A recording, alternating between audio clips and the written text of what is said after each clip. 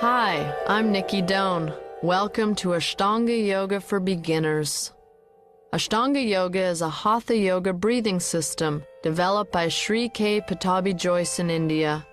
This unique system can invigorate the body, helping to develop a sense of well-being and groundedness in your life.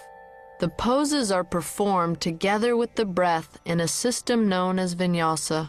In vinyasa, there is never any separation between movement and breathing.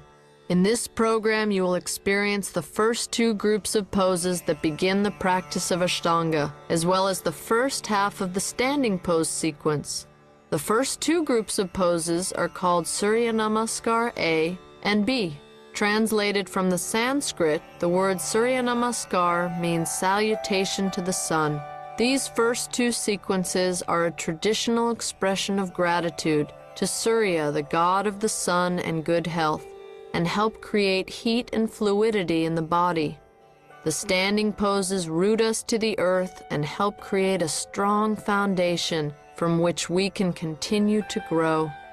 With regular practice, this program can help you create a lightness of being and a feeling of flowing more freely through your daily activities. Namaste.